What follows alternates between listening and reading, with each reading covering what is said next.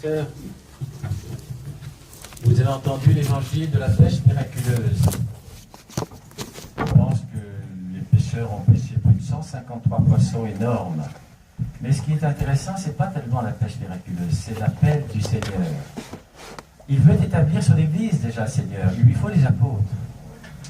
Alors on va contempler le divin maître qui est sur le rivage du lac de Tibériade. Il est seul. Parce que la foule ne l'a pas encore découvert. Et où vont ses pensées? Quel est le sujet de sa méditation? Eh bien, Jésus, il songe à l'avenir. Il faut établir son Église. Il faut des apôtres. Eh bien, ces hommes, il les a sur le regard. C'est Pierre, c'est André, c'est Jacques et Jean, fils de Zébédée, qui sont occupés dans leur barque avec leur père à raccommoder les filets. Ce sont tous de la même patrie, ils sont tous de Bethsaïde, plus ou moins. Remarquons ce qu'ils sont et on va songer à ce qu'ils vont devenir. Ce sont de simples pécheurs.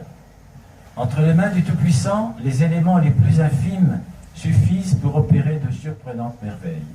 De ces pécheurs appliqués au travail, qui ne comptent pas leur temps, qui ne pensent pas à la grève.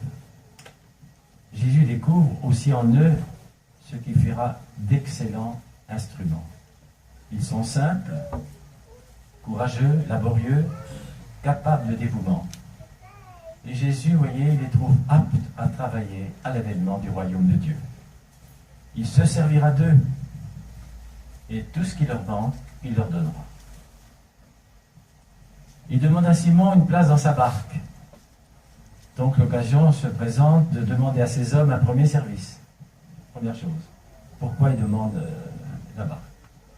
Donc la foule fait irruption sur le rivage, tout le monde veut venir voir, autour du maître pour entendre la parole de Dieu. Or, il faut à Jésus des hommes de bonne volonté pour lui former des auditoires, pour commenter ses paroles et transmettre sa grâce. Et tel est le ministre de Jésus dans l'Église. Alors il dit à Simon, laisse-moi monter à ton bord. Aide-moi à évangéliser la foule, c'est ça que ça veut dire. Imite-moi, j'ai besoin de toi. Alors ensemble, goûtons la joie qu'éprouve Simon en accueillant Jésus. Il répond de tout son cœur, il lui offre la plus belle place. Les disciples sont au service du Maître, tel est l'apôtre. Contentez-vous d'écouter Jésus, tout simplement. Il s'assit et de la barque, il se mit à encourager la foule et à enseigner la foule. Et la chaire de l'enseignement, ce n'est pas un grand pupitre, ce n'est pas une cathèdre, ce n'est pas un trône, non. La chaire d'enseignement, c'est modeste, comme toujours. Mais la vérité qui descend est au-dessus de toute science. C'est la leçon de la vraie vie. C'est la leçon du service et de l'amour de votre Père Céleste. Et nous voyons Jésus qui invite Simon-Pierre à se signaler à sa suite. Avance au large et jette tous tes filets, dit Jésus à Pierre. Qu'est-ce que ça veut dire? Ça veut dire bien sûr qu'on va pêcher beaucoup de poissons, une pêche miraculeuse comme on ne peut jamais avoir, mais c'est un signe cette pêche miraculeuse. C'est pas seulement pour rassasier tous les gens et pour leur faire joie. Non, non. Ne te contente pas de la religion du vulgaire. Apprends à te signaler par plus de foi et plus de confiance, à plus d'humilité et à plus d'abnégation. Pierre comprend déjà que la parole de Dieu suffit toujours là où tout secours humain fait défaut et qu'on peut toujours ce que Dieu dit de faire. Et bien sûr, il préside à la pêche miraculeuse. Alors imaginez-vous un peu la scène et constatons avec joie qu'à la suite de Jésus, on va au succès par la confiance. Il est donc vrai qu'au service du Fils de Dieu, et donc c'est le Fils du Père Céleste, nous retrouvons toujours au centuple ce que nous aurons sacrifié pour lui. Que signifie cette scène très touchante? Lorsque Pierre dit, Maître, éloignez-vous de moi.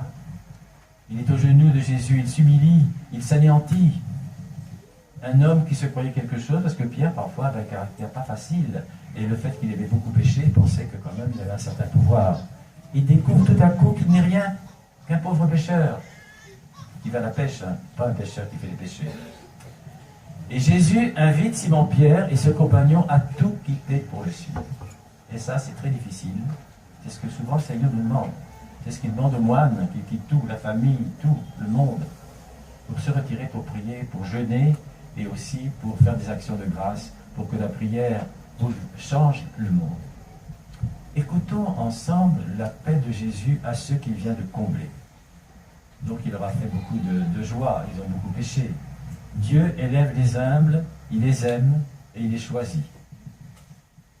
Suivez-moi, je ferai de vous des pêcheurs d'hommes.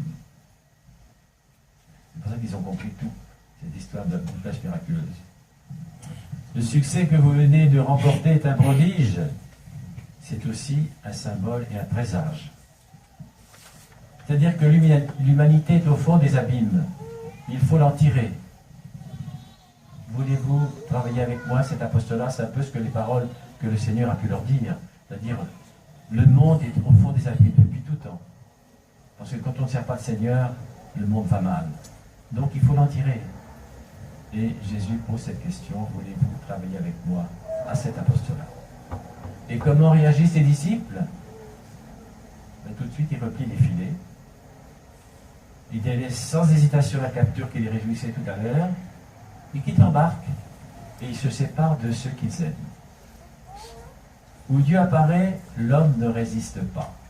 Et ça, c'est aussi par notre prière, par notre façon d'être, par notre charité, par l'amour qu'on porte aux êtres, et l'amour qu'on porte au Seigneur, bien sûr. Il ne faut pas résister au Seigneur. Et aujourd'hui, Jésus dit aussi à nous tous, suivez-moi, selon que vous pouvez, que vous soyez mariés, que vous soyez jeunes, que vous soyez enfants, que vous soyez moines, ou que vous soyez dans le monde, suivez-moi. Parce que être chrétien, on a reçu beaucoup de grâce au baptême. Le baptême, je le dis souvent, je me répète, mais j'aime à le répéter, c'est notre première résurrection. On est mort à la vie profane, on reçoit un nom. Déjà, c'est une première préparation à la future résurrection qui nous attend après la mort. Et puis la crispation, vous savez, nous devenons les témoins, les disciples du Seigneur, et nous pouvons témoigner. C'est-à-dire ne pas avoir peur de parler du Seigneur d'une façon sensée, intelligente, bonne, discrète, et parfois même jusqu'aux martyrs. Souvenez-vous encore les martyrs, les 21 coptes, il suffit d'un mot pour qu'ils aient la vie sauve.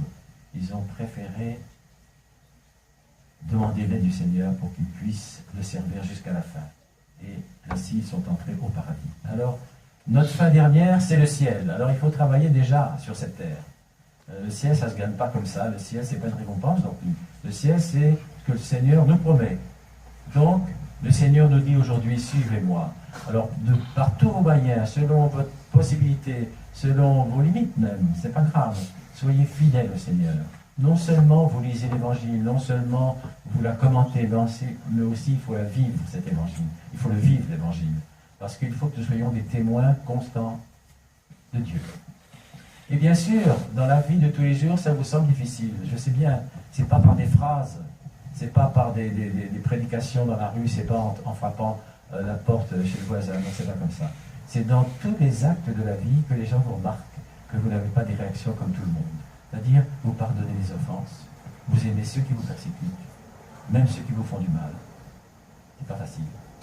Il va falloir arriver à ça, parce que le Seigneur nous a demandé d'aimer pas seulement nos amis, notre famille qu'on respecte, mais aussi ceux qui nous persécutent. Pourquoi? Parce que ceux qui nous font du mal, si on répond, nous faisons exactement le même mal. Et le mal déferle sur le monde, et c'est une chaîne sans fin. Ce n'est pas celui qui a commencé le mal, c'est celui qui continue le mal. Alors si vous ne pouvez pas pardonner, vous êtes aussi pécheur. Alors pardonnez pour avoir la paix. Essayez de vous réconcilier si c'est possible. Sinon, tant pis. Pardonnez. Que la bénédiction du Dieu Tout-Puissant, le Père, le Fils, le Saint-Esprit descende sur vous. Il reste pour toujours. Amen.